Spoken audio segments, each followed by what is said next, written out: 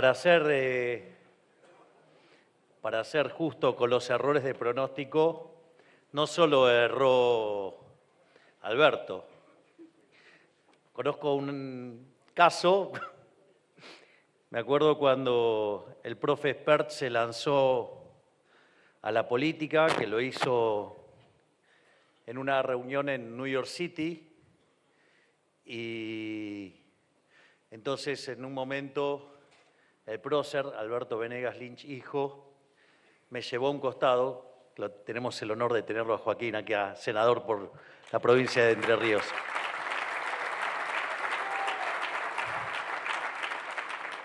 Y entonces me dijo, pero usted no se va a meter en política, ¿no? Porque lo necesitamos en la batalla cultural. Y le dije, profe, ni en pedo. Bueno, le erré por un poquito, así que, digo, no solo le erró a Alberto, yo también le erré. Así que, en ese sentido, el orden espontáneo tiene sus propios misterios. La idea de hoy es básicamente replicar estas charlas que yo suelo tener con los inversores y que es mostrar el caso argentino, ya no desde los logros que hemos tenido a lo largo de los últimos casi 2 años, sino básicamente mirando de cara al futuro y mostrar todos los potenciales que tiene Argentina desde el punto de vista del crecimiento económico, es decir, por qué hemos entrado en el sendero que va a hacer a la Argentina grande nuevamente. Y en ese sentido, anticipando a parte de lo que voy a estar diciendo ya cuando entre en la parte de crecimiento económico,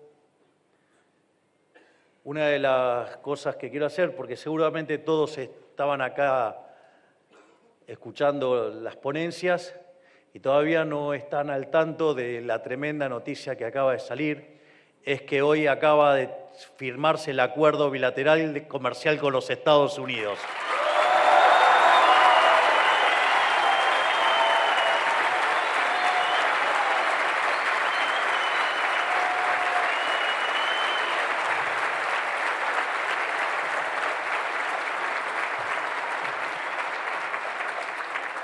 Así es que, como verán, estamos fuertemente comprometidos en hacer grande la Argentina nuevamente. En ese sentido, una de las cosas que básicamente mira un empresario, porque la clave para entender acá es qué es lo que descubrió la humanidad hace 250 años para que el mundo haya cambiado del modo que lo hizo. Cuando uno tiene que explicar la condición natural del hombre, si uno mira la historia de la humanidad, la condición natural del hombre siempre fue la pobreza. Y eso fue una constante hasta el año 1800 de la era cristiana. Es decir, es lo que en la teoría del crecimiento económico se llama el palo de hockey. El PBI per cápita permanecía constante y de repente a partir del 1800 el PBI per cápita empieza a crecer y lo hace más de 15 veces en una población del mundo que se multiplicó por más de 10 veces. Entonces, básicamente eso ocurrió, digamos, con la llegada del capitalismo y entonces uno tiene que entender cómo funciona ese proceso de crecimiento económico. Porque además, en el año 1800, cuando en el planeta vivían cerca de 800 millones de seres humanos, el 95% de la población del mundo vivía con menos de $1. Y hoy ese número hay que estar cambiándolo todo el tiempo porque si no, estaría 0 en una población que es 10 veces más grande. Es un poco más de 10 veces más grande. Entonces, en ese sentido, lo que uno tiene que tratar de explicar es por qué eso pasa. Bueno, eso pasa porque aumentó el stock de capital per cápita, permitió que aumentara la productividad y eso permitió pagar mayores salarios y mejorar radicalmente las condiciones de vida. Ni que hablar en la cantidad de años de vida de las personas que se han más que duplicado. En ese sentido, la clave entonces es acumular capital en términos per cápita. Ahora, para acumular capital, la acumulación de capital se logra en la medida que uno hace inversiones y que esas inversiones además le ganan al crecimiento de la población, tal que el stock de capital per cápita suba. Es decir, no es solamente inversión para reponer el capital, no es inversión bruta, sino que la inversión neta sea positiva, es decir, la inversión más allá de la amortización. Y para eso, básicamente, para que ustedes inviertan, lo primero que tendría que pasar es que respeten los derechos de propiedad. Porque si no se respeta el derecho de propiedad, básicamente ustedes no se pueden apropiar del resultado, y si no se pueden apropiar del resultado, ¿para qué van a invertir? Y no solo eso, sino que también el rol que juega la libertad, porque cuando ustedes le ponen una regulación le están arruinando la vida también. Y, qué sé yo, digamos, el ejemplo más palpable, más claro, fue el caso de la ley de alquileres en Argentina, ¿no? Es decir, para que se vea con mucha claridad que cuando ustedes le ponen una regulación, también es una forma de expropiación, es una forma de vulnerar el derecho de propiedad, es una forma de violentar lo que ustedes querrían hacer con su propiedad. Por lo tanto, tanto el derecho de propiedad como la libertad juegan un rol fabuloso y extraordinario en el proceso de crecimiento, y también la vida, porque si no hay respeto al derecho a la vida, tampoco podemos avanzar. Por eso siempre es tan importante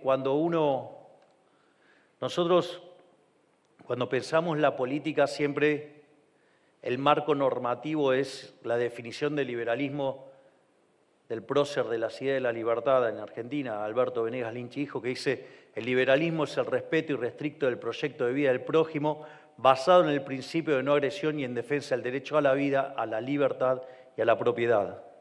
De hecho, cuando ustedes toman modelos de crecimiento endógeno, el rol del tamaño de la población es importante, lo cual, digamos, es una mala noticia para los verdes. Pero más allá de eso,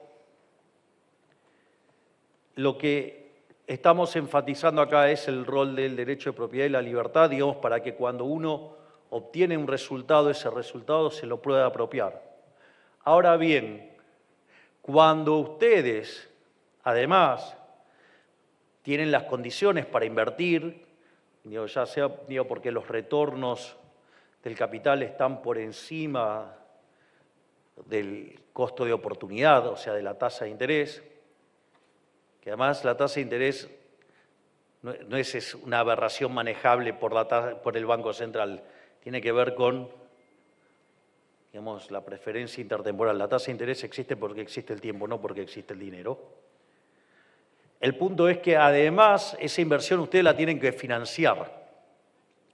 Y para financiarla necesitan de ahorro.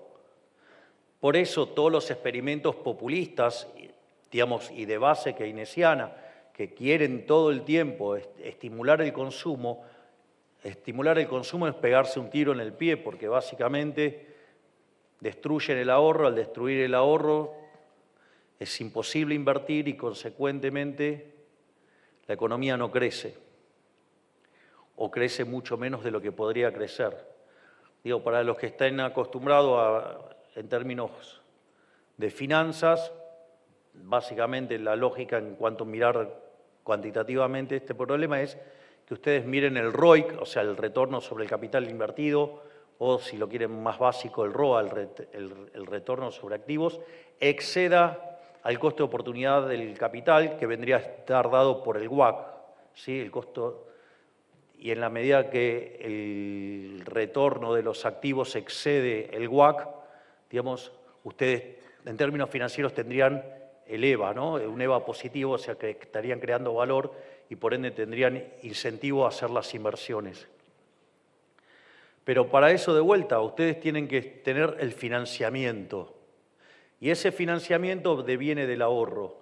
Y nuevamente, si ustedes o estimulan el consumo alegremente desde el Estado o automáticamente, digamos, generan expropiaciones que penalizan el ahorro o controlan, por ejemplo, la tasa de interés y no le permiten el retorno que corresponde a la situación de ahorro-inversión, ustedes estarían dañando ese proceso de crecimiento. Entonces, es importante, digo, lo que hacen en materia de ahorro, es importante lo que hacen en materia de inversiones, es importante lo que hacen en materia de derechos de propiedad y lo que hacen en materia de libertad. Y obviamente que también hay otro elemento que tiene que ver con los impuestos, porque cuando ustedes cobran impuestos, el retorno del capital cae, por lo tanto, digamos, esa genialidad de que no podemos subir los impuestos y no va a pasar nada, eso no se cumple. Es decir, la inversión no es como suponía Keynes. Es muy interesante cuando ustedes leen la teoría general, libro que muchos que se llaman keynesianos no lo leyeron, pero no importa. Primero que es muy difícil encasillar a Keynes porque las obras completas son 30 tomos. Yo confieso que no leí las obras completas, no leí los 30 tomos. Leí solamente algunos de los libros. Con alguno que otro me empeciné, ¿no? Que lo leí varias veces, que es el caso de la teoría general de la ocupación, el interés y el dinero. Ese lo leí 5 veces y escribí un libro criticándolo, donde básicamente hace tanto lo mismo para el consumo como para la inversión. Tiene un capítulo de la inversión que en teoría de la inversión es maravilloso. Lo que pasa es que cuando escribe el capítulo siguiente, dice que la inversión depende de una cuestión lírico-testicular. Matemáticamente vendría a ser como que está dada exógena. Y bueno, nada, y se imaginarán lo que quise decir con lo primero. Los dejo a su criterio.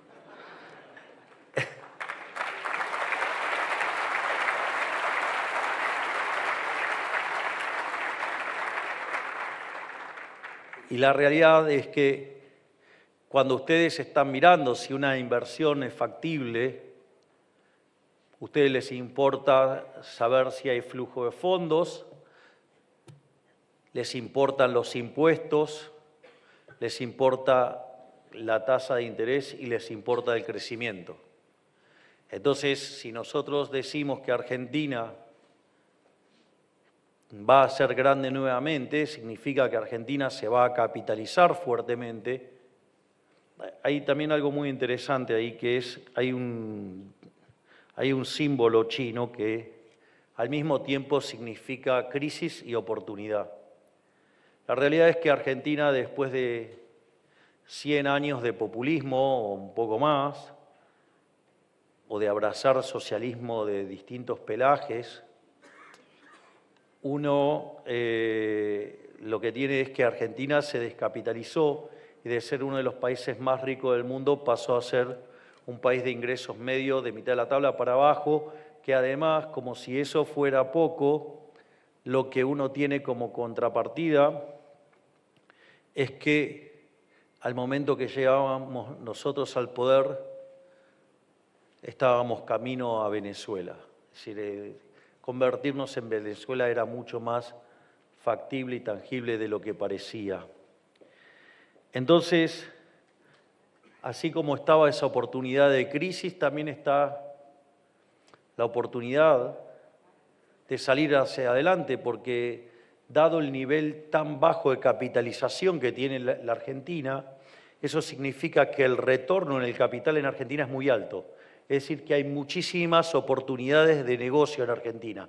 O concretamente, digamos, se eleva muy positivo, un ROIC muy grande, y que básicamente el truco está en cómo hacemos para bajar el costo de oportunidad del capital, ¿no? El costo promedio ponderado del capital. decir, cómo bajamos la tasa de interés, pero no cocinada desde el Banco Central a mano por un burócrata, sino cómo cambian las condiciones de mercado para que la tasa de interés sea más baja.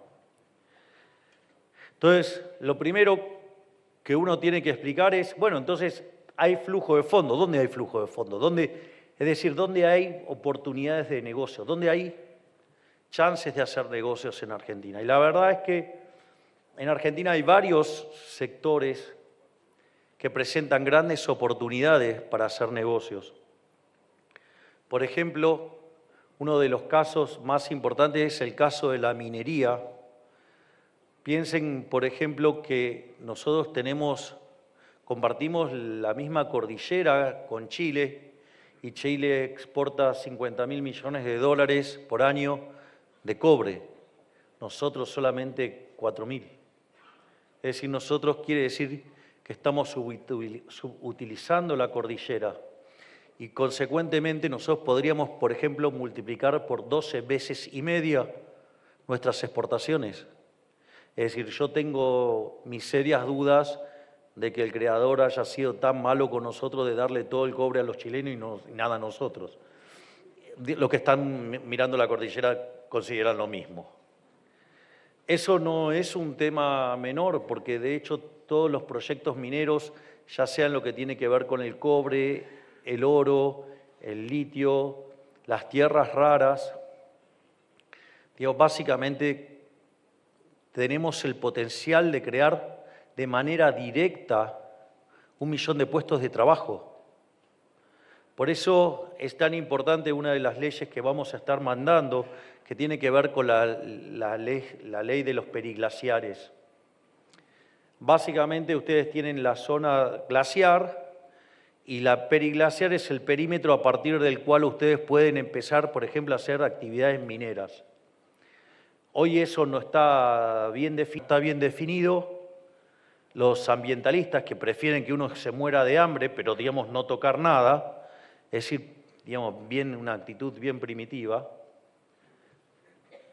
Lo que permite esta ley que nosotros estamos enviando al Congreso es que devolverle el federalismo a las provincias y que cada provincia determine cuál es la zona periglaciar. Y eso, la contracara de esa va a ser una gran inversión en todo lo que tiene que ver en materia de minería. Es decir, por eso es tan importante, por ejemplo, esta ley de periglaciares. De hecho, esa idea ni siquiera es mía. La idea original es del gobernador de la provincia de Mendoza, Alfredo Cornejo. Y me parece que es mejor que cada provincia determine cuál es la zona periglaciar y que de una vez por todas nos pongamos a aprovechar las riquezas naturales que nos han, sido ofrecidas. Es más, en materia de RIGI, porque el otro también sector tan importante que tenemos es vinculado al petróleo y al gas. Y de hecho, recientemente hemos anunciado la inversión más grande de la historia argentina en el acuerdo entre YPF y Eni, la empresa italiana, por 30.000 millones de dólares. Ahora, es interesante también entender la naturaleza de dicho negocio, ¿no? Porque básicamente eso va a permitir que, por ejemplo, la balanza comercial que va a generar el sector de oil and gas a partir del año 2031 va a ser de 50.000 millones de dólares. Es decir, sería el doble de lo que aporta, por ejemplo, el campo argentino hoy. No solo eso, sino que además, en el RIGI ya tenemos asignadas, ya hay aprobados 25.000 millones de dólares, hay 25.000 millones de dólares pendientes de aprobación. Si sumamos el caso de YPF, Eni, y sumamos la inversión anunciada por Sam Altman de OpenAI por 25.000 millones de dólares, Argentina durante el último año tuvo anuncios de inversión por 100.000 millones de dólares.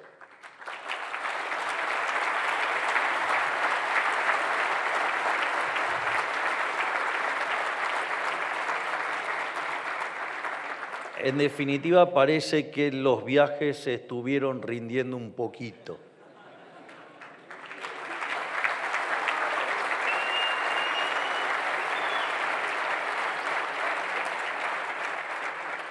Y cada vez que vean un proyecto minero, cuando anuncien un proyecto minero, bueno, quiero que sepan que esa medalla se la cargan dos personas. El hoy,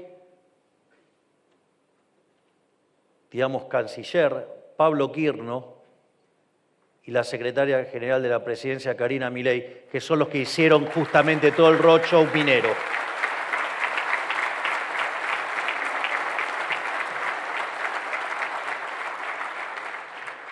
Pero no solamente tenemos,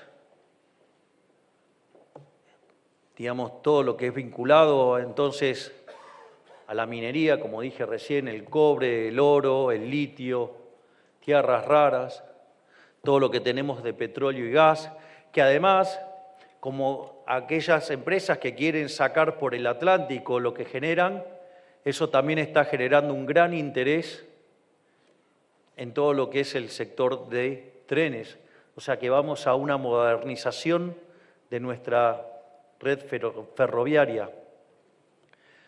Pero no solo eso, sino que además seguimos teniendo el mejor campo del mundo. Es decir, el campo argentino tuvo que soportar durante el kirchnerato que le extrajeran 200.000 millones de dólares y aún así sigue siendo competitivo. Es cierto, todavía no hemos terminado de eliminar las retenciones, pero hemos bajado muy fuertemente las retenciones y hemos quitado un montón de impuestos y un montón de regulaciones para que el campo argentino, digo, sin lugar a dudas, sea el mejor campo del mundo y sin atenuante. Lo que pasa que demanda tiempo. Y obviamente también en materia del sector ganadero, de hecho hemos quintuplicado nuestra cuota con los Estados Unidos, o sea, parece que los viajes para algo sirven.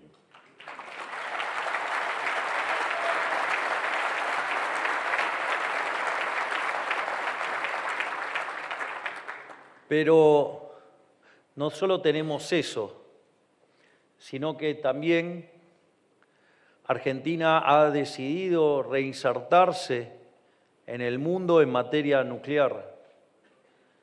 Y básicamente está el tema de la explotación del uranio y está el desarrollo de los SMR, lo cual, digamos, nos va a permitir ser, digamos, un actor fundamental y central en todo lo que tiene que ver con la energía nuclear.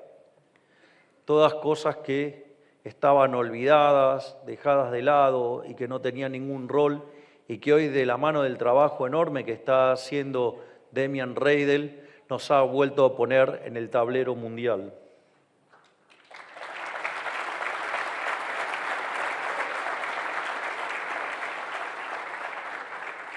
Y por otra parte, todo lo que tiene que ver con lo vinculado a inteligencia artificial.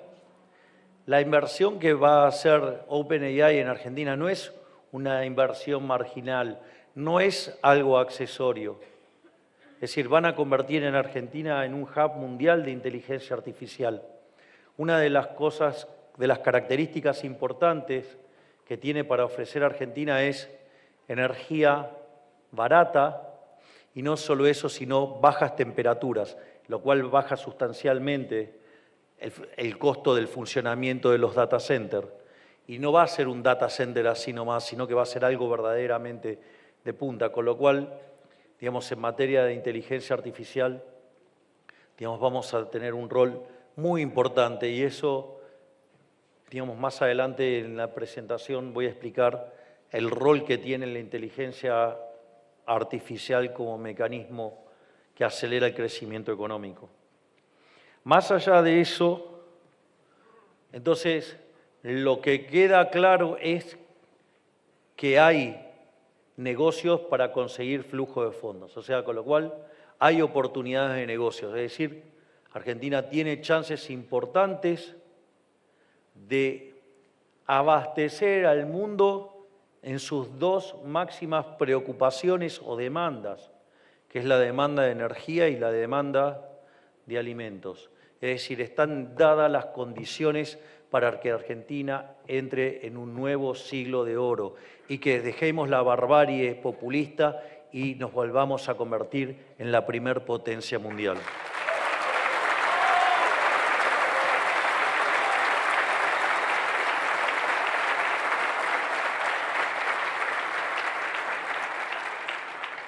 Por otra parte, una de las cosas que también señalé era el rol de los impuestos. A diferencia de lo que suelen decir los políticos, que dicen que van a bajar los impuestos y después no solo que no los bajan, sino que después de que consiguen el resultado electoral los suben, nosotros durante la campaña dijimos que íbamos a bajar los impuestos, pero a diferencia de otros que dicen que los van a bajar y después los suben, nosotros habíamos mostrado que efectivamente bajamos los impuestos. Nosotros a lo largo de estos 20 meses eliminamos o redujimos 20 impuestos y le devolvimos a los argentinos, algo nunca visto en la historia, 2,5 puntos del PBI en baja de impuestos.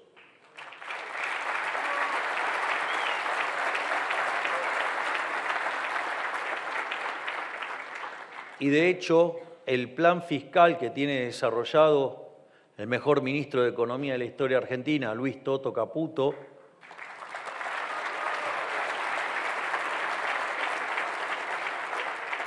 es que de acá al 2031, si los argentinos decidieran que ese fuera el destino, le devolveríamos a los argentinos en baja de impuestos el equivalente a 500.000 millones de dólares, es decir, más que lo que Argentina tiene hoy de deuda, que es 450.000 millones de dólares.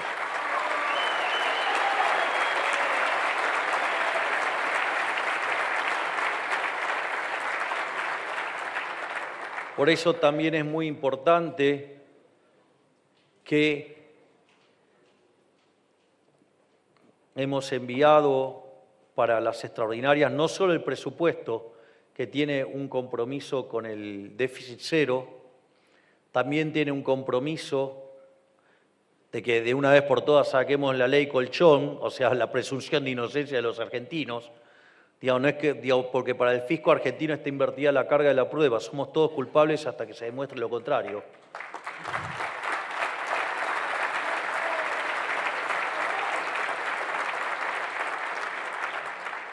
Sino también lo que vamos a hacer es enviar otro paquete tributario para también bajarle los impuestos a los argentinos y en la medida además que sigamos creciendo y que se genere superávit financiero excedente, vamos a seguir bajando los impuestos como lo hemos venido haciendo.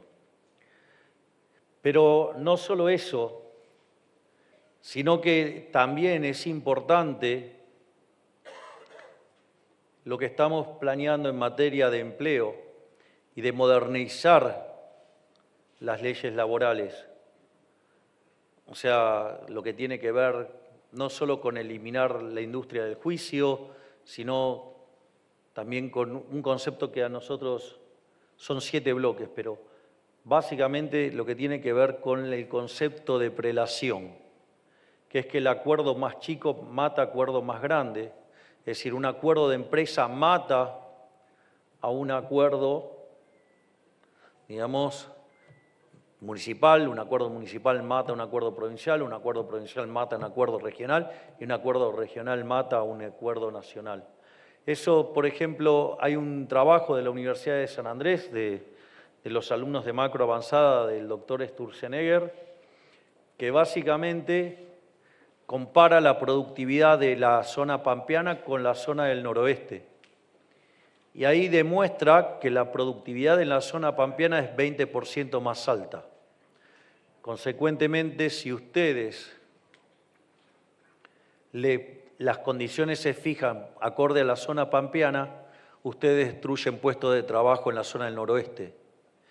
Si básicamente ustedes permitieran que se hicieran en forma regional esos acuerdos, el empleo en la zona del noroeste subiría un 17%. Y eso lo que le permitiría a los gobernadores de la región es que le liberaría recursos que no tendrían que estar tomando empleados públicos como una suerte de seguro de desempleo permanente, sino que además le liberaría recursos ya sea o para bajar impuestos o para hacer las obras que no hacen. O sea, dedicarse a las tareas que les encomendó, digamos, el formato que tenemos, que tienen a cargo la educación, la seguridad, ¿sí? Digamos, la salud. Entonces, eso les permitiría, además, elevar la productividad de las provincias. Entonces, eso sería todo ganancia. Por eso es tan importante esta ley. Pero al margen de eso, ¿por qué es importante este tipo de cuestiones y que los salarios mapeen con la productividad? Porque la transformación que está llevando Argentina es tan importante que va a requerir la reasignación de recursos. Y en la medida que ustedes tengan mercados laborales más flexibles, lo que va a permitir es que la gente pueda encontrar empleo muy rápidamente. Es más, si nosotros vamos a estar generando una aluvión de divisas tan grande en el sector transable, ustedes lo que van a tener es que la moneda se va a apreciar inexorablemente y van a tener reasignación de recursos hacia el sector no transables, es decir, al sector de servicios. O sea, la gente va a querer, digamos, no sé, digamos, ir a un restaurante o ir a ver un espectáculo, digamos, a tener una vida más normal.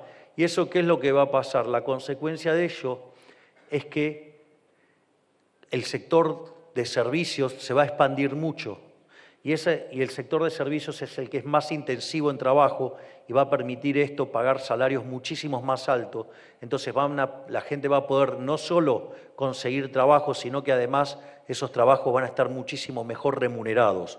Consecuentemente es una ley muy importante hacia adelante, pero también para corregir el problema que tenemos. O sea, cualquier persona que mire los números del mercado laboral y vea que el 50% está en la informalidad, claramente no puede venir a decir que se pierden derechos. Primero porque todos los que tienen derechos adquiridos tienen la potestad de poder seguir bajo el contrato que tienen actualmente, con lo cual nadie de los insiders pierden derechos.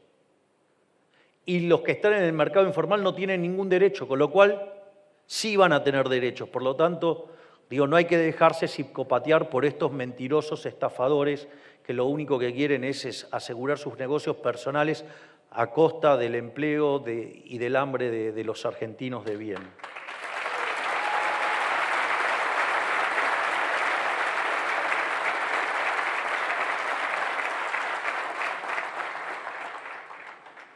Por otra parte, digo, estoy hablando de las cuestiones vinculadas a los derechos de propiedad, a la libertad, el respeto a la vida, las posibilidades de hacer negocios, ¿sí?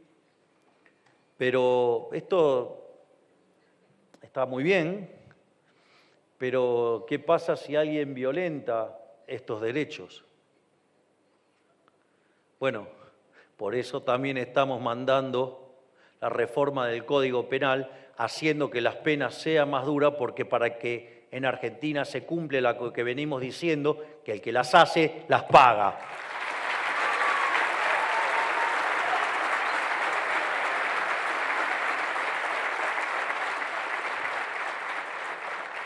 Pero además no solo eso, porque digo, este es el paquete de extraordinarias, cuando me junté con nuestro flamante ministro del Interior, ese tipo fuera de serie que es el Colo Santilli, dije, este es el paquete para extraordinaria.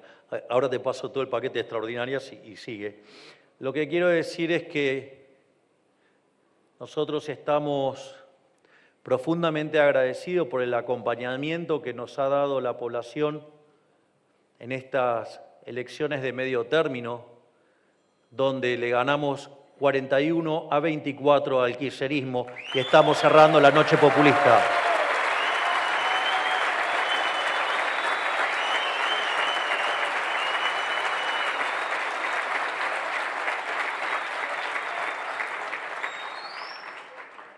Y si bien está bueno mostrar gratitud y agradecimiento con las palabras, nosotros lo que ustedes ven es que lo vamos a validar con los hechos, continuando siendo el gobierno más reformista de la historia argentina.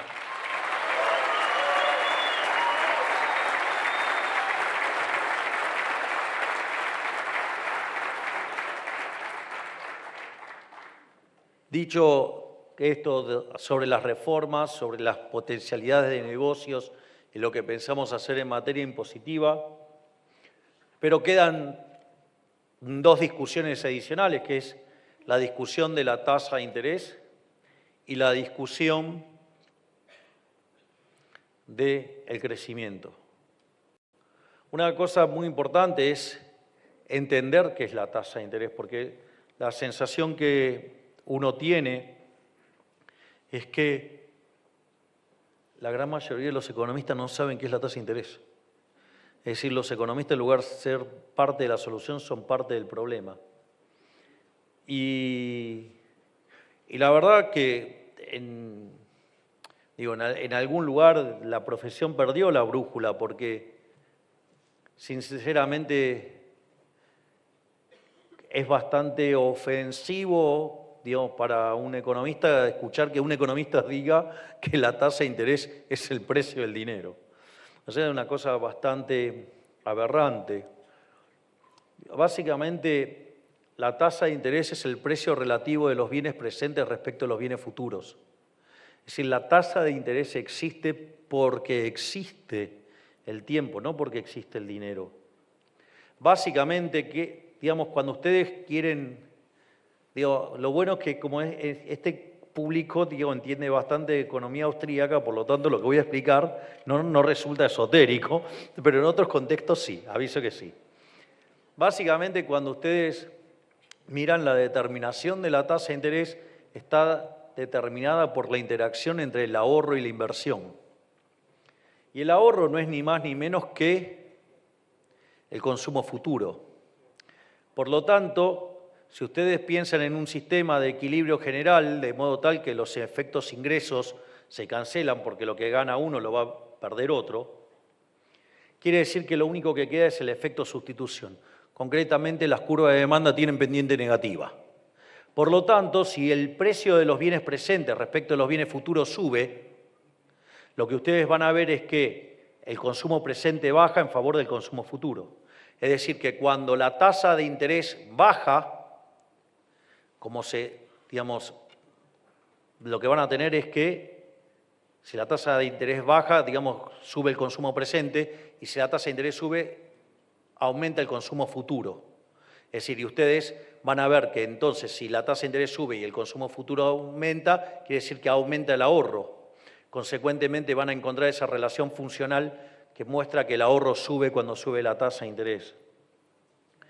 Y naturalmente lo mismo vale para la inversión, porque cuando la tasa de interés baja significa que los bienes futuros están más caros que los bienes presentes. Y eso tiene incentivo a que ustedes pasen la producción del presente al futuro. Es decir, la inversión aumenta. Es decir, ¿cómo pasan producción del presente al futuro? Con la inversión. Y en ese contexto es donde ustedes determinan la tasa de interés. Fíjense que no juega ningún rol el dinero ahí. Es todo vinculado al sector real. Entonces, si uno quisiera sacarle una foto a la tasa de interés, lo primero que vería es que uno de los componentes, es una foto, ojo con esto, no es que esto se puede hacer ex post, no se le ocurra pretenderlo hacerlo ex ante. Pero como somos austríacos no vamos a hacer esas cosas, o sea, vamos a mirar la foto, no vamos a creer que podemos determinar la foto. Pido por favor porque esto no es menor. Si ustedes miran los componentes entonces de lo que es la tasa de interés, uno tiene que ver con la preferencia temporal. O sea, si ustedes tienen todo un conjunto de personas que están apurados, bueno, obviamente, la tasa de interés va a ser, una monstruosidad, porque quieren consumir todo ahora, por lo tanto va a ser muy alta porque los bienes presentes van a estar mucho más caros que los bienes futuros. Otro elemento que juega un rol muy importante en la tasa de interés es el riesgo país. A mí algunas cosas, la deshonestidad intelectual de algunos economistas me sorprende, algunos por ignorancia, otros porque directamente tienen mala intención. Ahora lo que no puedo internalizar o asimilar es que gente que haya estado sentado en la silla eléctrica ignore el riesgo Cuca. Es decir, estaban tan calientes por predecir la hecatombe, que todo esto volara por los aires, ¿sí? Y tratar de generar pánico en la gente, que básicamente era buscar el spread de tasa de interés para predecir una devaluación y negar la naturaleza del riesgo Cuca. La realidad es que si la tasa de interés es el precio relativo de los bienes presentes respecto a los futuros, digamos, el mundo Cuca, que es un mundo comunista y que no para todos los días de hacer recomendaciones comunistas, digo que es de no creer, digo, Twitter está más divertido que nunca, escuchar a los Cucas hablar es monumental. El otro día le querían poner impuestos al cajero, ahora, digamos...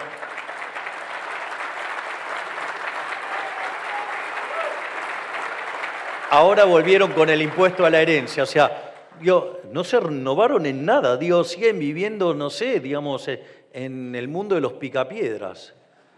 Pero, digo, más allá de eso, en un mundo profundamente expropiador también, ¿no? Pero la realidad es que es como cuando... Juan Carlos de Pablo tiene un artículo maravilloso que se llama La economía como proceso decisorio.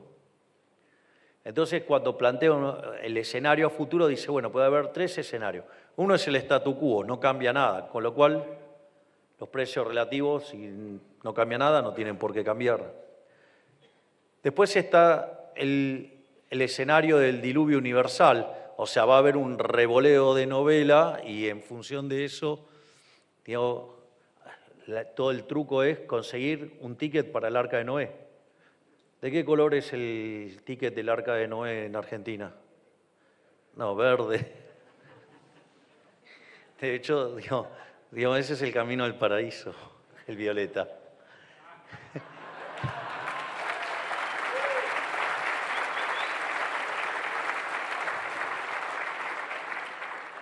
Pero...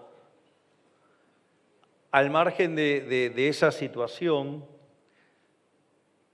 el otro escenario es el escenario del fin del mundo. Y el escenario del fin del mundo es no hay mañana. Los Cuca, en términos de capital, son el escenario del fin del mundo, porque son la versión reloaded de lo peor del peronismo, de combatiendo el capital. Ellos destrozaron el capital.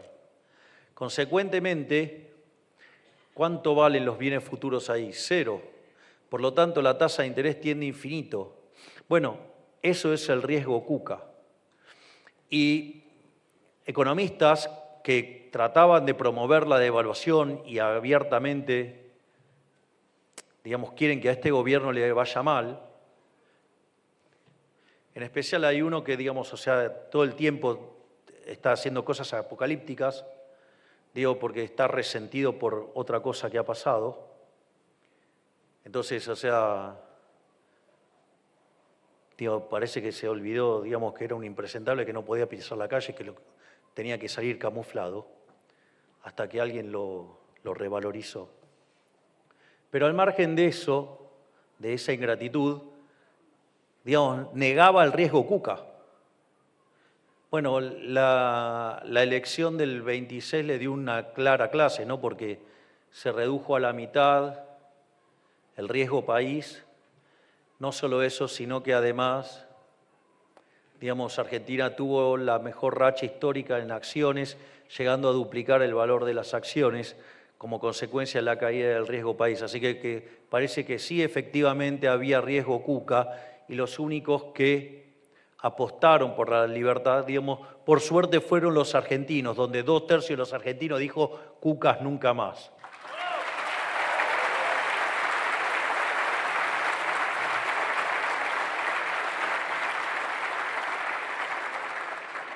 Entonces, otra parte importante es el riesgo país. Y el riesgo país tiene que ver con la insolvencia. La insolvencia, digamos, o como con su contracara, digamos, la solvencia intertemporal. ¿Qué es lo que asegura la solvencia intertemporal? La solvencia intertemporal se asegura cuando la relación deuda-producto es no creciente, es decir, se mantiene constante o cae en el tiempo. Argentina tiene una política de déficit cero. Al tener una política de déficit cero, Argentina es uno de los 5 países del mundo que tiene superávit financiero. El resto tienen déficit, o sea, solo 5 tienen superávit financiero, los 190 restantes tienen déficit. Eso quiere decir que la deuda no sube, por lo tanto, con la expansión que va teniendo el PBI, la relación deuda-producto va cayendo. Por lo tanto, inexorablemente vamos a abatir al riesgo país, lo vamos a exterminar.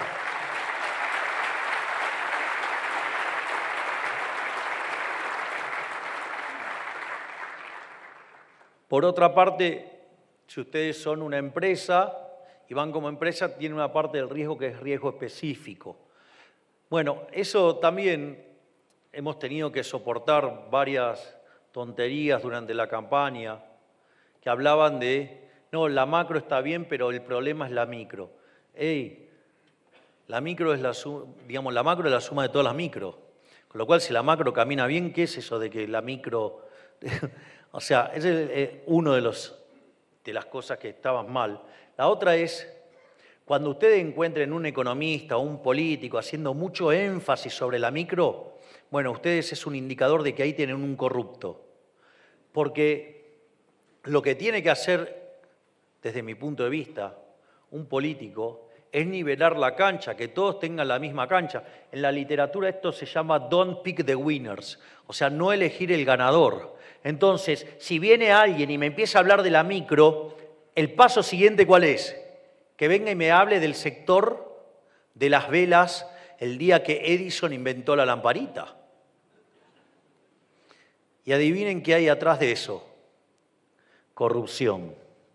Por lo tanto, digamos, mucho cuidado cuando les aparezca un político o un economista, dice, no, bueno, pero la micro, porque eso en el fondo es un lobista que está tratando de influir en la opinión pública para actos de corrupción, para que ganen los que les toca perder. Y eso significa pasarle la cuenta a todos los argentinos para que se beneficien los que no son eficientes y que se beneficie el del pasamano. Con lo cual, mucho cuidado con eso.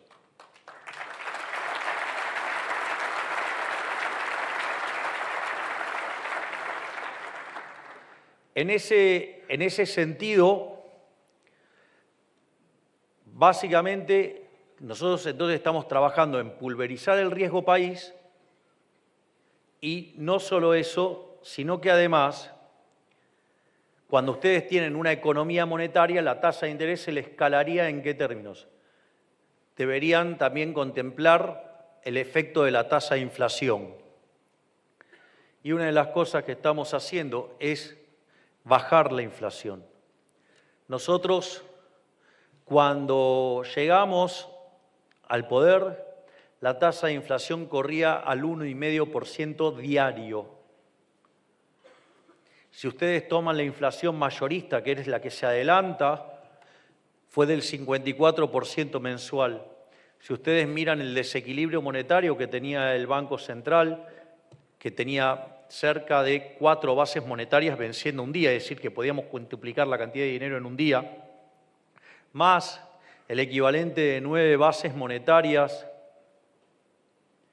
en deuda en pesos, venciendo a menos de 3 meses, más el hecho de que había un sobrante monetario que era el doble del Rodrigazo, que podría haber multiplicado los precios por 12, la inflación por 12, perdón,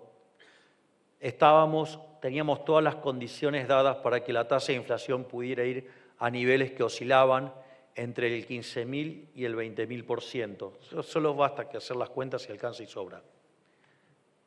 Si bien, el dato de inflación de ayer fue del 2,3%, lo que hay que...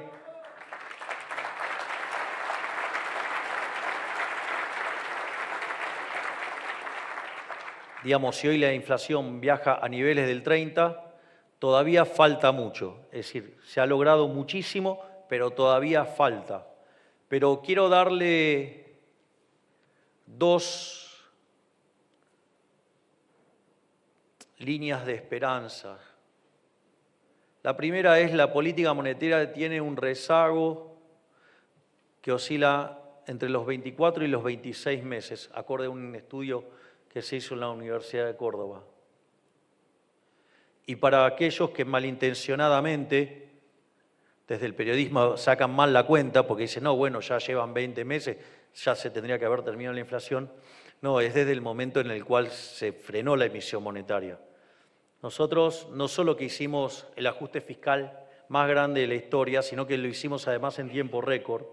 El otro día Toto contaba que en una reunión de los ministros de Economía del mundo estaba el ministro del Reino Unido y decía que tenía un déficit fiscal de 5 puntos del PBI y que iba a corregir 1 punto por año. Y todos lo aplaudían. Nosotros hicimos déficit cero en un mes. Lo que no logramos en 123 años lo logramos en un mes.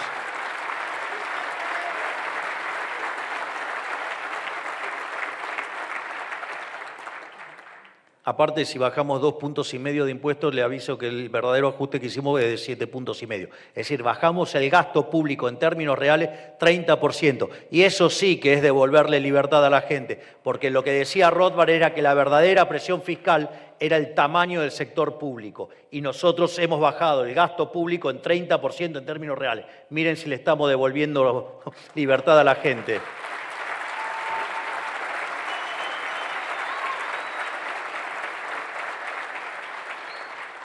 Pero el tema es que eso solamente era 1/3 del déficit que teníamos. En el Banco Central teníamos el doble de déficit. Teníamos un déficit cuasi fiscal de 10 puntos del PBI. Y eso tardamos 6 meses en arreglarlo y hacerlo cero, lo cual también es un gran logro y que a diferencia de otros deshonestos intelectualmente, que hicieron que el ministro anterior hiciera un plan Bonex y que después nos regaló el corralito, después Alcatraz, digamos, hicieron fuertes expropiaciones. Nosotros hicimos todo esto respetando los derechos de propiedad.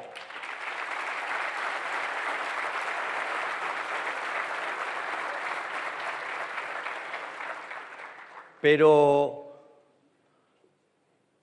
¿qué quiere decir esto? Porque yo el otro día escuchaba a un periodista que en realidad es un operador, o sea, es un sicario, y decía, no, bueno, pero entonces ya, digamos, está cerca de los meses, tendría que desaparecer la inflación. Hay que contarle a ese señor que, digamos, la cantidad de dinero recién la pudimos fijar a mitad del año pasado, con lo cual para mitad del año que viene o para el mes de agosto del año que viene, la inflación en la Argentina habrá sido una mala historia que se termina.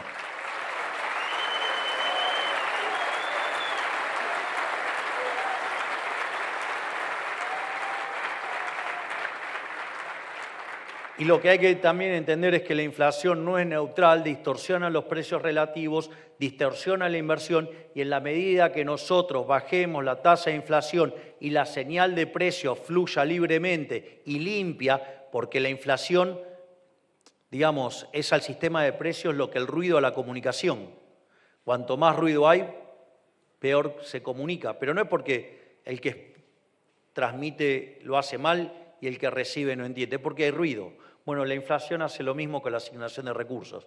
Por lo tanto, en la medida que eliminemos la inflación, digamos, va a haber un salto de productividad en la economía como consecuencia de la eliminación de la inflación. Igual es un efecto de una vez para siempre. Y la otra noticia importante que me parece que vale la pena mencionar, otro de los mitos que hemos derribado es la idea del pass-through, de que cuando ustedes devaluaban, eso se iba a precio. Nosotros explicábamos el efecto Hume-Cantillon y todo, pero también entendemos que llevamos 90 años de historia donde a la gente se la estafó con el impuesto inflacionario y que entendía que el dólar era un indicador anticipado de lo que se venía. Y Nosotros, la contracara de que se dolarizó la economía argentina por el equivalente del 42% de M2, el número más grande desde el retorno de la democracia, o sea, nunca existió un ataque de semejantes características. Aún así el programa resistió. O sea, miren, digamos, si el programa será bueno. Pero no solo eso, sino que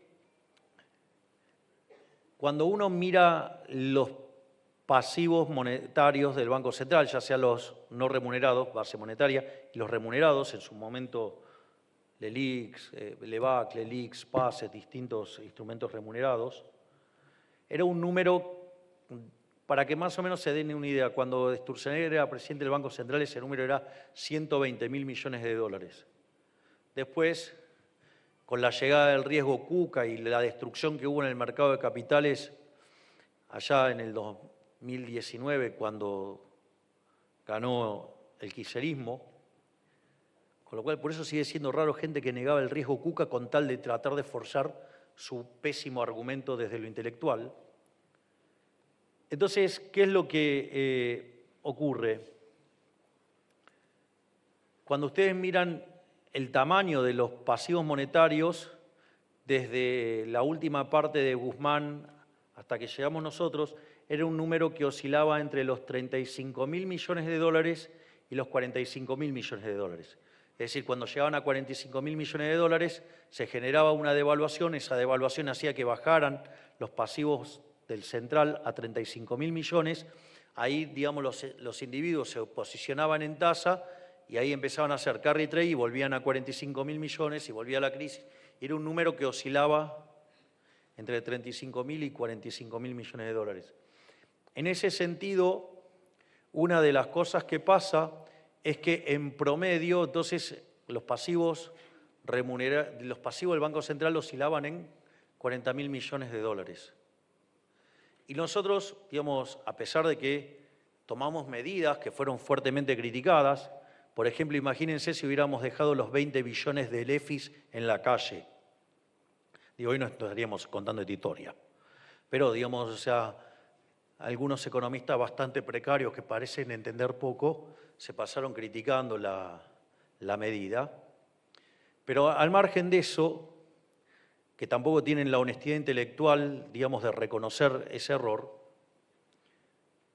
lo que parecía increíble era que se pudiera romper ese nivel de 35.000 millones de dólares porque básicamente implicaba que se destruyera capital de trabajo en la economía. Entonces, aquellos que tengan una empresa saben lo difícil que es construir el capital de trabajo, que el capital de trabajo está vinculado con el ciclo de vida de lo que es entre lo que se cobra y lo que se paga en una empresa, el cash que usa la gente para hacer las transacciones.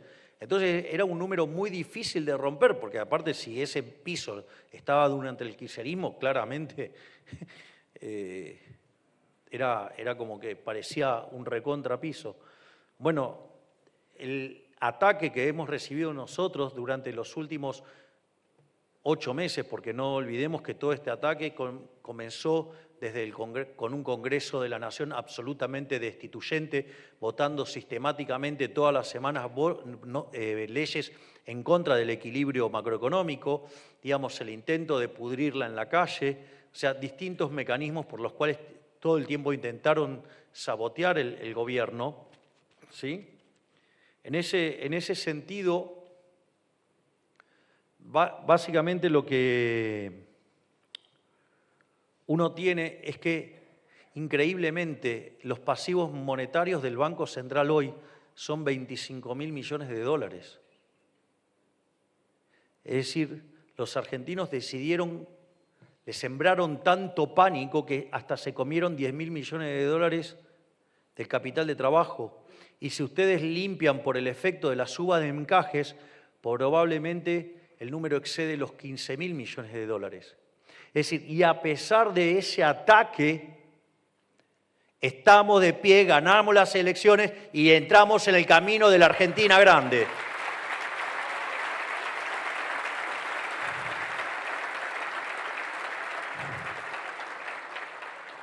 Por lo tanto, frente a esa caída de la demanda de dinero, la tasa de inflación debería haber quedado absolutamente desanclada y, sin embargo, quedó oscilando en torno al 2%.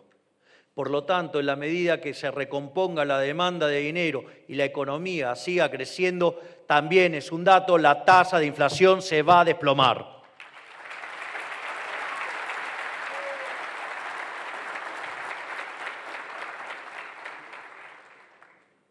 Finalmente, lo que queda es ahora explicar el crecimiento económico. Hemos explicado los sectores donde Argentina podría estar generando este crecimiento y que además son evidentes porque se está generando. Pero ahora, explicar las bases del crecimiento de largo plazo. Y ahí básicamente tenemos 3 motores.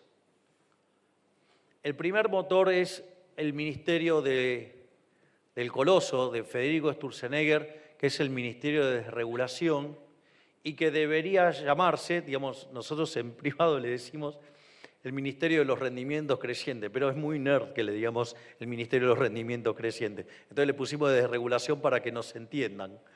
Pero en realidad la idea de ese ministerio es liberar rendimientos crecientes. Rendimientos crecientes significa que un aumento de la productividad del factor que ustedes estén mirando.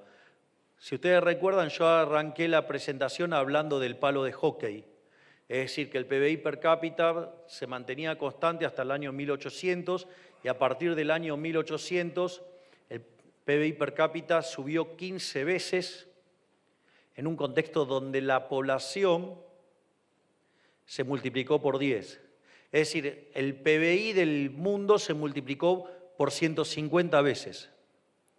Entonces, el punto es que si yo tuviera rendimientos crecientes, si subía, se multiplicó por 10 la población, el PBI debería haber multiplicado por 10. Bueno, si lo hizo 150 veces, esos son rendimientos crecientes, es decir, la producción subió mucho más que proporcionalmente. En general, en la teoría neoclásica, eso está asociada a la existencia, si me quiero poner en exquisito en términos de terminología de equilibrio general, hablaría de no convexidades. Si me quiero poner más intuitivo, hablaría en términos de estructuras concentradas, o si lo quiero hacer más fácil, monopolios, que es un caso polar dentro de las estructuras concentradas. Y desde la perspectiva de la economía neoclásica, eso está mal y entonces hay que regularlos. Cuando ustedes regulan los monopolios y los tratan de asimilar a empresas competitivas, la contracara de eso es que al matar los rendimientos crecientes matan el crecimiento económico. En ese sentido, una de las cosas que sucede es que cuando ustedes miran a aquellos países que tienen más carga regulatoria, por ejemplo Europa, son los países que menos crecen del mundo. Es decir, que cuando ustedes regulan y matan los rendimientos crecientes, se están matando el crecimiento económico. Entonces, en ese sentido, en la medida que nosotros avanzamos en el proceso de desregulación, liberamos rendimientos crecientes y la economía crece. Y esa es la idea que tenemos desde el Ministerio de Desregulación. Es interesante porque en los últimos 20 meses nosotros hicimos 10.000 reformas estructurales. Vaya que estamos liberando rendimientos crecientes. Por eso es que siempre digo, somos el gobierno más reformista de la historia y no tengo ninguna duda en afirmar que somos además el mejor gobierno de la historia argentina.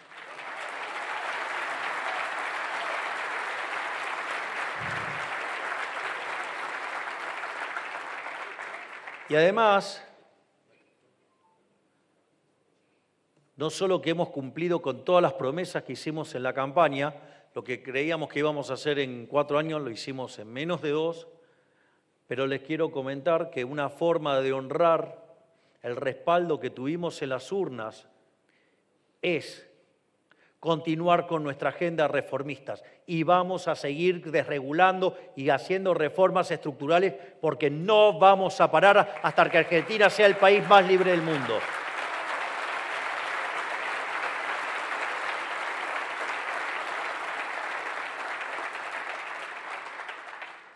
El segundo motor de crecimiento económico, digamos, es porque lo estoy en el orden de la presentación, no es porque, digamos, está ponderado de otra manera, porque en términos de caja es el que, digamos, pusimos primero desde el primer día. No había plata para nadie, salvo para la ministra Petovelo. Digo, acá tengo testigos que lo pueden validar. Pero es el capital humano. Entonces, ¿de dónde sale la idea del capital humano?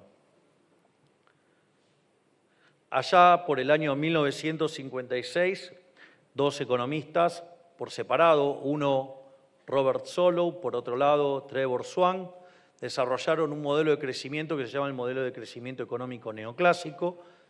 Digo, el modelo fue una sensación total y al año siguiente Robert Solow fue y lo testeó empíricamente. Cuando quiso explicar el crecimiento económico con dicho modelo, que era muy lindo en términos matemáticos, ¿cuál fue el problema? Que solamente explicaba el 15%.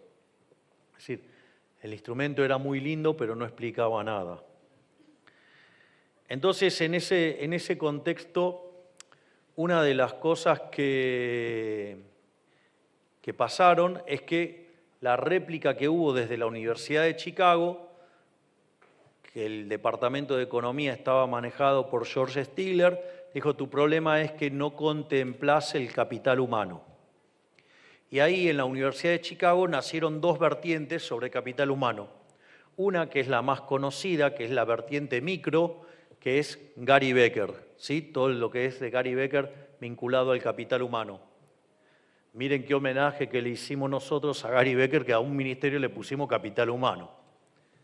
Y por otra parte, la versión macro de capital humano estuvo a cargo de Hirofumi Usawa, que era un japonés, que fue quien tutorió la tesis doctoral de Miguel Sidrowski, que probablemente es uno de los 5 economistas más grandes de la historia argentina. Así que miren qué cercano que está todo el tema de capital humano a nosotros. Sin embargo, al momento de la academia, en lugar de posicionarse sobre esta forma de trabajar de Usawa y de mirar el capital humano desde un modelo de crecimiento bisectorial, decidió ir por la idea del progreso tecnológico y el progreso tecnológico se determinaba a dedo. Es decir, con lo cual el crecimiento económico terminaba explicando por el dedo. Igual hay una anécdota muy divertida porque me acuerdo que yo no lo presencié, pero digo, no tengo por qué no creerle a quienes contaron la anécdota. En una reunión de la Asociación Argentina de Economía Política, un economista le refuta a otro diciendo, no, bueno, pero eso es a dedo, ¿no? Y el otro le contesta, bueno, pero, digamos, en el MIT también lo hacen así, le dice.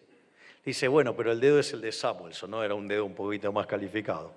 Pero más allá de la humorada, la literatura decidió ir por ese lado y por eso después la de literatura prácticamente desaparece hasta que aparece Robert Lucas Jr., que después de terminar de sus contribuciones en expectativas racionales, se empieza a dedicar a los temas de crecimiento económico y en el año 83 aparece Paul Romer, en su tesis doctoral desarrolla la teoría del crecimiento endógeno, ahí se da una fuerte expansión de todo lo que es la teoría del crecimiento endógeno, y ese debate prácticamente queda finiquitado en el año 1989 en un trabajo de Gregory Mankiw, David Romer, no Paul Romer, David Romer y David Weil, que lo que hacen es testear empíricamente la hipótesis con capital humano y pasan a explicar el 85% del crecimiento económico. Es decir, y dicen, bueno, se terminó el debate, el crecimiento económico es capital humano. El capital humano tiene dos dimensiones, tiene el capital humano de primera generación y el capital humano de segunda generación. El de primera generación tiene que ver con la alimentación de los chicos, ¿sí? Y con la salud de los chicos.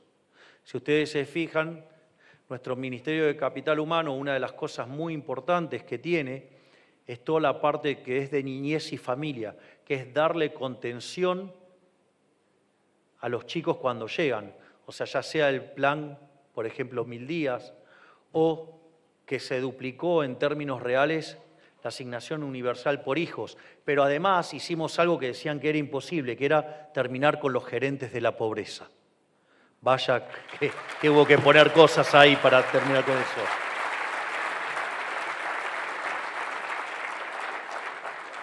Y eso está complementado con el accionar del Ministerio de Salud. Ahora, el capital humano de segunda generación es el que tiene que ver con la parte vinculada a la educación. Y ahí también nosotros estamos trabajando muy fuertemente en todos los estadios de la educación. Pero para llegar ahí los chicos primero tienen que estar bien formados y sanos. Y entonces, pero también estamos trabajando en un nuevo programa de alfabetización, también estamos trabajando en un montón de reformas para que la educación esté en la vanguardia. Pero con todo eso no alcanza. Por eso también dentro del Capital Humano está la Secretaría de Trabajo y es junto al Ministerio de Economía y junto al Ministerio de Desregulación son los que están diseñando la reforma laboral. Quiero hacer una nota de color de vuelta sobre los mentirosos de los periodistas. Los mentirosos de los periodistas operan en favor de aquellos que no quieren que hagan las reformas y hace por lo menos 15 días que lo único que hacen es torpedear con esta reforma, que les aviso que en la reunión de gabinete de ayer, digamos, estaban haciendo la conciliación entre el trabajo del Ministerio de Economía de Toto Caputo, el Ministerio de Desregulación de Sturzenegger y el Ministerio de Capital Humano de Sandra Petovelo. Digamos que Sandra no pudo ir a la reunión, pero digamos, esto lo trabaja Cordero. Es decir, con lo cual le están sacando el punta al lápiz, lo están terminando de perfeccionar. Y es increíble porque los periodistas tienen todas las críticas, todo. No se dejen psicopatear por esos mentirosos. Todos aquellos que hayan leído, que están escribiendo sobre la reforma, son todos operadores. Son todos sicarios. Porque se lo estoy diciendo, los tengo acá de testigo, digamos, aparte del gabinete, que ayer se terminó de hacer la conciliación y el trabajo ahora está en legal y técnica para armonizar las 3 propuestas. Es decir, mientras tanto los medios se la pasaron hablando de todo esto. Así que todos los que escucharan, todos los periodistas que estuvieron escuchando hablar sobre esto, todos mintieron. Digo, para que sepan, digamos, con lo que se encuentran del otro lado. Pero no solo eso, sino que además también hay gente que quedó fuera del sistema y nosotros trabajamos en la reincorporación y reinserción en el mercado laboral de aquellos que quedaron afuera del sistema. Por lo tanto, también no solo que estamos modificando las condiciones para que las personas puedan desarrollarse y puedan aportar al crecimiento económico, sino que además estamos trabajando en las condiciones del mercado laboral para que los que están fuera del sistema puedan reingresar y que de cara adelante además puedan ser mucho más productivos. Y finalmente, lo otro que estamos trabajando es en materia de comercio internacional. Y lo que estamos haciendo es trabajar en que la economía argentina sea más abierta, porque aquellas economías que son más abiertas son más productivas y son más ricas. Y el mejor reflejo es que hoy salió el acuerdo bilateral con los Estados Unidos, donde los profetas del Apocalipsis decían que no iba a salir nada.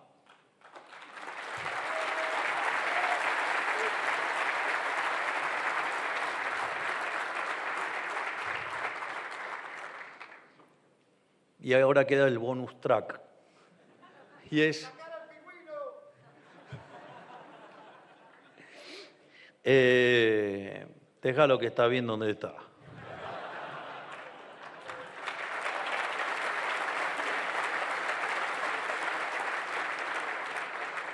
Pero más allá de las humoradas, el bonus track es lo que se viene en materia de inteligencia artificial. La idea del palo de hockey, el que la vio primero fue Adam Smith. Digamos, en su segundo libro, digamos, el primero fue la teoría de los sentimientos morales. El segundo, digamos, es la investigación sobre la naturaleza y la causa de las riquezas de las naciones. La parte 4 es básicamente un modelo de crecimiento.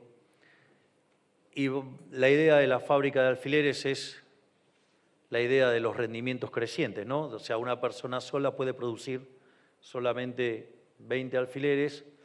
Si ustedes básicamente van y dividen la tarea en 15, la producción per cápita salta a 5.000. Es decir, pasan a producir 75.000 alfileres, ¿no? Es decir, la idea de los rendimientos crecientes. Bueno, y cuyo límite está dado por el tamaño del mercado. Es decir, ustedes van a ganar productividad dividiendo el trabajo si tienen demanda del otro lado, ¿no?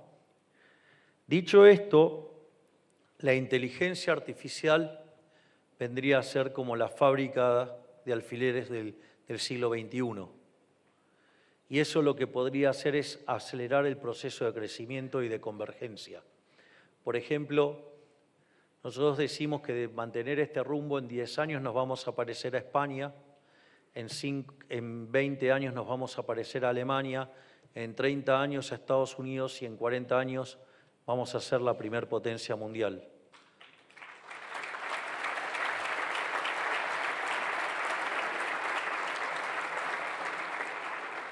Sin embargo, con la inteligencia artificial podríamos parecernos a España en 5 años, a Alemania en 10 años, a Estados Unidos en 15 y ser la primer potencia mundial en 20 años. Por lo tanto,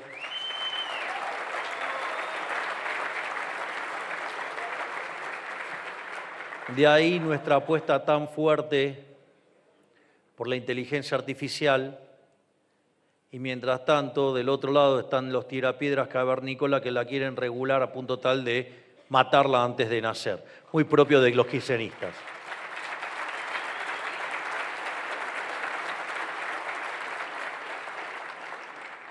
Por lo tanto, haciendo un raconto de todo lo que dijimos, digo, en la mente, porque no voy a repetir de vuelta, porque no voy a repetir la conferencia. En lo que estamos haciendo en materia de flujo de fondos, o sea, habilitando que la economía, que los agentes puedan expresarse en términos de proyectos de inversión, en baja de impuestos, en baja de tasa de interés y en potenciar el crecimiento económico, no tengo dudas que luego de lo que ocurrió el 26 de octubre, Argentina va a ser grande nuevamente. Muchísimas gracias. De esta manera despedimos al señor presidente de la Nación y damos por finalizado el 12º Congreso de Economía Regional, los desafíos del crecimiento económico. A todos, muchas gracias. Si bancás a Javier Milei y las ideas de la libertad, suscríbete, dale like y compartí el video.